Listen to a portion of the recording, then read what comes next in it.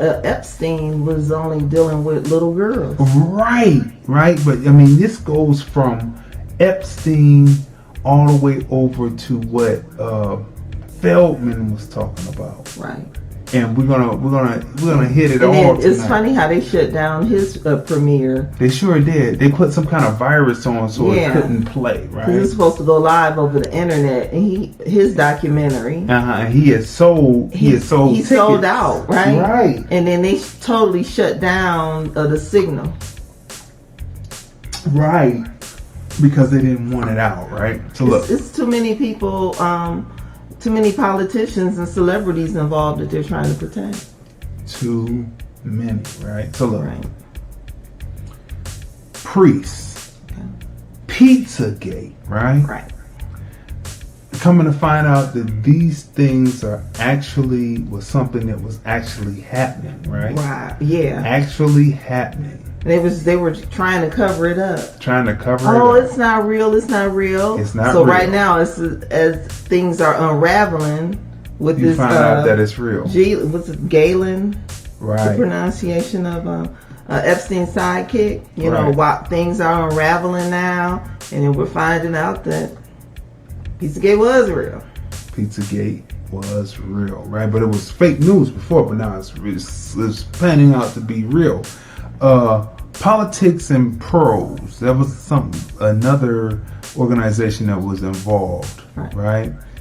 Jeffrey Epstein, and some people call her Gayland or Ghislaine Maxwell. Mm-hmm. It all depends on how you want to pronounce it, but so different people pronounce her name differently. Garland or whatever, right? What's this person say? Okay, so look, we're gonna play this clip right here. Okay. This breaks down a little bit about Epstein, and we're gonna be right back right after this. Represents victims and describes Epstein as a genius sociopath, one of his most confounding and dangerous adversaries. He was charming, charismatic, funny. He made you want to like him. That's why he was able to access over 100 young girls and do the kind of things that he was able to do. Yeah, you speak about his charisma and charm, but he sort of had a double whammy, didn't he? Because he was always implying threats that he could and would hurt you. He would make no bones about that he could inflict harm, you know? He might say, I'll tell you what, if you keep prosecuting me this way, if you keep doing this, someone is going to get hurt. And you'll probably see her, Ghislaine Maxwell. Sometimes she's dead center in frame, living it up, but occasionally you catch her on the dark periphery of a photo. And those are the perplexing portraits that emerge of Ghislaine Maxwell. On one hand, the graceful socialite, and on the other, according to her accusers, a woman who lurked at the edge of high society, scouting and procuring young women to give to Jeffrey Epstein. Helped him exploit girls who were as young as 14 years old. So several times I was in the car with her, and she would ask the driver to stop the car. And she'd dash across to the school or the park or wherever she was going, and she would like write down her phone number for a child, a young girl. And then I'd see that child at the house. And she'd say, they're auditioning. You know, I found a model in the park. And I thought it was really strange because I did see a couple girls in braces, and I've never seen a model with braces. Right? Mm-hmm. So this is Ghislaine Maxwell and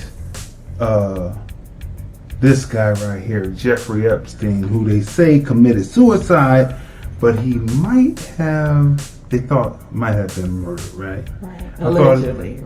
I thought it mean an overage adult making sexual acts on a child. Right. That's the connotative definition, Fairfax, but the denotative is sexual feelings towards children, right?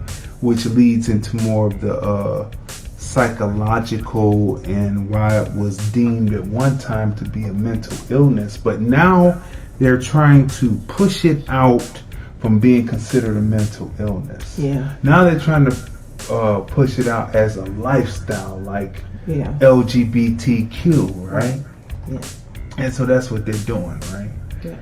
And so when you see things like that happening, so these two people were running this ring, and when you watch the documentary, which we're going to be reviewing tonight shortly, when you watch the documentary, you find out that it starts out as him, as Jeffrey Epstein, pretty much pleasing his fetish for young girls. All right.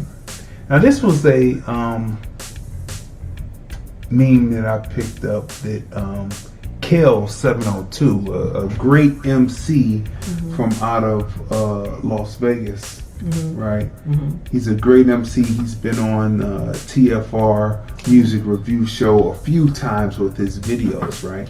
But he noticed that he sent a complaint to Facebook about this ad, right? And he circles around, and it's a pro pedophilia ad, right? Right. And so when you read the caption and when you read the response from Facebook, they say pretty much, I don't know if it's a bot or if it was an actual person, but they say, thank you for sending in your concern, and though it is a concern, it doesn't violate. Now let's face it, everything that is done that has to do with anything that's talking about anything that has to do with injustice is a violation. But this right here is talking about pedophilia is a natural thing. Is not considered a violation. Nope. Right?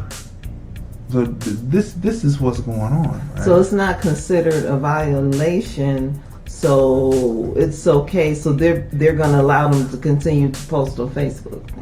Post on Facebook. People, protect your children, your kids, and your family. Protect your children. Because there are many children, teenagers on social media. Yes. And then if you have a platform that states that it's okay, right, to have pedophilia organizations as a part of their platform, that's not cool at all. No, it's not. Right. So as we go through, here's 45, our Commander-in-Chief, Donald A. Trump, with Jeffrey Epstein. Now he says that he doesn't know Jeffrey Epstein, but there's quite a few Is photos. his arm around him? Yeah, they kind of like hugged up. Yeah. Like, kind of hugged up. Just a little hugged up, right? And then when we look at this one right here, this is, who is that in there? That's Galen. Right. Epstein. Melania. That's First Lady now. Yeah. And Donald Trump. And that's what, 80s, 90s maybe, right? Right.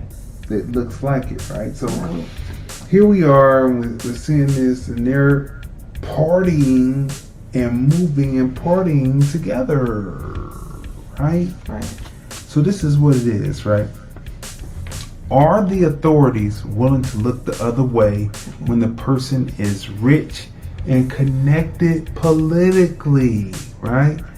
Are they willing to look the other way when the person is connected politically and they are filthy rich, right? Donald Trump says he doesn't know Jeffrey Epstein, but we've shown a couple of photos where it seems like he was hugged up and the wife, and it seemed like this was two couples out on an evening, right? He and his wife and him, right? Now, there's pictures with him with Bill Clinton, right? Bill Clinton and him smiling together, Jeffrey Epstein. And when you watch the documentary, you see a woman produce a painting about the ills of what Epstein was doing, and Bill Clinton is in the painting. Yeah, Bill Clinton's in the painting, and then you also see, well, in the documentary, Filthy. What is Filthy Rich? Filthy Rich, yeah. Prince Andrew Prince is also Andrew. in the photo with one of the ladies. Well, at the time she was a child. She was a child. But then, when She was only 17. yeah, Now, this is a great documentary, but you have to take it in doses, people.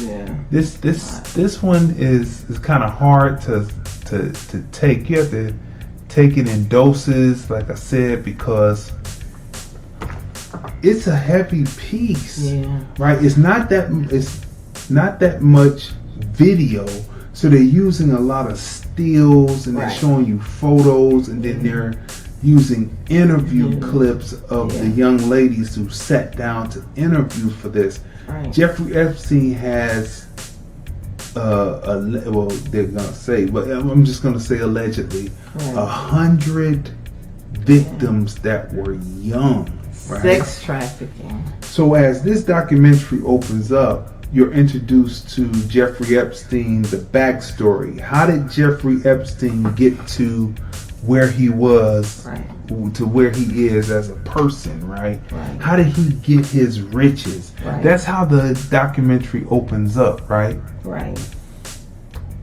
And so it tells you that Jeffrey Epstein pretty much lied his way to the top. And when he was discovered in a lie, the people who discovered him in a lie, instead of having him prosecuted, they either let him remain in the positions that he had, Right. or they just let him go.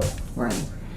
At one point, he was in the upper echelons of the man who owns The Limited. Right. Now, The Limited is a clothing store for women, right? Victoria's Secret. And the man also owned Victoria's Secret, right? Right. So Jeffrey Epstein was telling the young women that he could get them into Victoria's Secret. It was only one problem, though. They were young.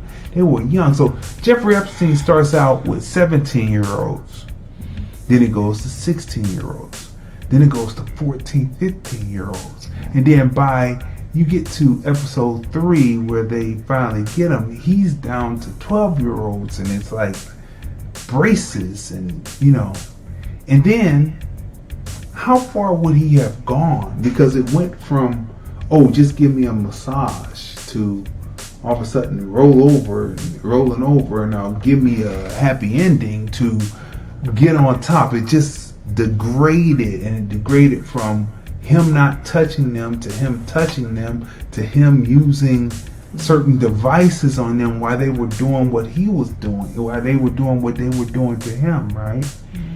Luring young girls in, and then using other young girls to lure other young girls in, Right. to be abused and molested, right? Along with his cohort, Ghislaine. Yeah, Ghislaine Maxwell, right? You have to take this documentary in doses, because it's just, as it goes through, it's just disgusting, and they show you the different people. They allude to the different people who are there because these cases are being built, right? And so they allude to the people who are there, but they don't actually tell you that it's them. But you see them in the pictures, and so there it is. But Prince Andrew, most definitely, they push, right? Right.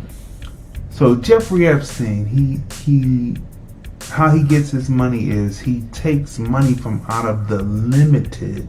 Right.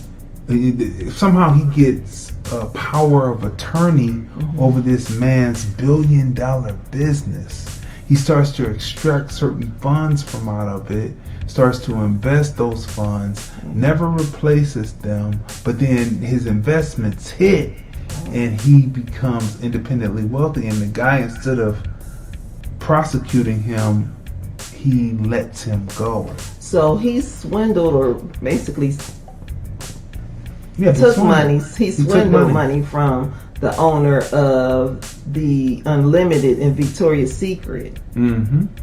Because Sure the Unlimited and Victoria's Secret, they don't have anything to do with this. But Jeffrey Epstein swindled the owner. He should have prosecuted him. Maybe if he was in jail, if he had prosecuted him, that would have put a halt to all of this stuff. It would have put a halt to it. That would have been the end.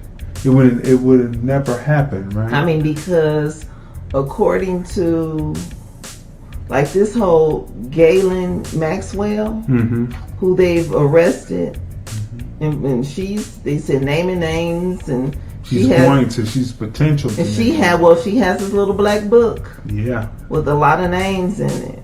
And they said that the helicopter that they purchased right. was wired for sound and video. Right. So the people who were coming over to his island right. and to his other properties right. while these young girls were there are all on videotape. So she has it all. His island, Pedo Island. Yeah, that's. I mean, how obvious could it be?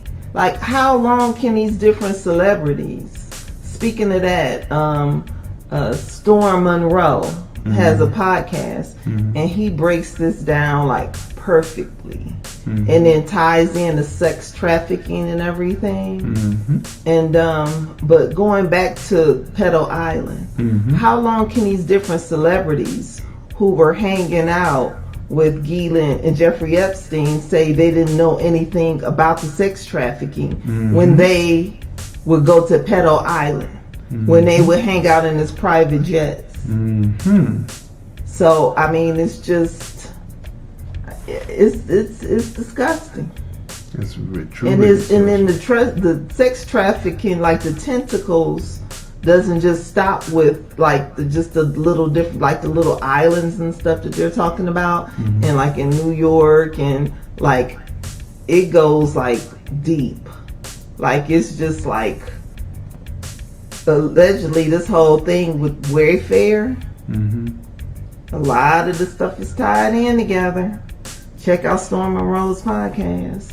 That's right. You know, Wayfair is a company that has that sells furniture, right? And so Wayfair is like a Amazon, so people can come on and be independent and sell their product. Right. Well, they found out that a certain company was selling products under Wayfair that were named after different missing American black girls, right? Named after missing American black girls, and they had different price tags on, like $12,000 for a cabinet. Named after a missing girl. So they were using these cabinets to have a slave trade, a sex slave trade, right? And one of the workers who had on his Wayfair shirt, one of the employees who was tied in and arrested or something for sex trafficking, and it's titled under Pizzagate, actually under Storm Monroe's podcast, but you'll see the connection, like all of this stuff is connected. And according to I'm not sure, because we did a lot of research. I'm not sure if it was the documentary we saw or if it was we also saw the 60 Minutes, Australia, right? Yes. And someone said Ghislaine is the type of person that will, no matter what, she will save herself. And she's willing to throw everybody under the bus. Yes. So it doesn't look good for those who partaking in messing with little children, right? What do you think about that? 213-943-3358. Don't forget that the Cash App is right there, right? You go to Cash App, $TFR Podcast Live, TFR Podcast Live, the $TFR Podcast Live, and leave a donation. You like what you're hearing as we continue on, right? So, like I said, it's funny because tomorrow is Surviving Jeffrey Epstein. Yes, right? On Lifetime, right? That's right, Lifetime. And it's going to be a two-parter, right? And so they're doing what they did with R. Kelly, you know, Right. surviving R. Kelly. They're doing the same thing. Right. And so, you know, Except for this is Jeffrey something that's Epstein has way more victims, right? way more victims, way more money. Sex trafficking. And he was sex trafficking, right? So neither one is right, but this guy is just outrageous. So anyway, what do you think about the Jeffrey Epstein Filthy Rich? I mean, doc? it's like you said, both of them, like the Surviving R. Kelly, and then, you know, tomorrow we'll be seeing the Surviving Jeffrey Epstein. Both men are definitely wrong, but this Jeffrey Epstein is in a league all of his own, a horrible league. I mean, because when you involved in pedophilia, sex trafficking, also in the documentary Filthy Rich, you hear the various women talking about how he threatened them. He actually also threatened reporters. He threatened I believe the head editor, the head guy over at Vanity Fair. I mean, not to give things away, but I mean, chopping off animals' heads and putting them in people's gardens. It wasn't quite a horse head in the bed, but it was pretty close. Right. You know what I mean, so this guy, I mean, they did some vicious stuff. I mean, it's just like, wow. And these victims went to like one in particular, if you haven't seen the documentary already, you'll find this out in the documentary, but one of the victims walked into the police department, right? The police department and said, told that's not our jurisdiction. You need to go over to such and do that, right? mean, and then they walked it to the FBI. Right. And the FBI said, nothing to see here. I mean, so it's just like,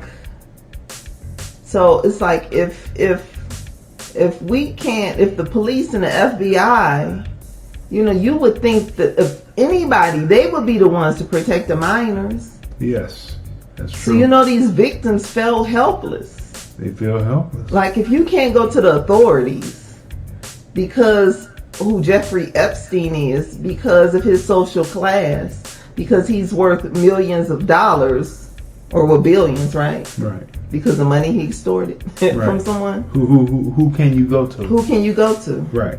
So look, people, what would you rate this documentary? I mean, I would give the documentary a 10 because they did a great job. Like, what's going on? The Stingray 131 watching us on Instagram.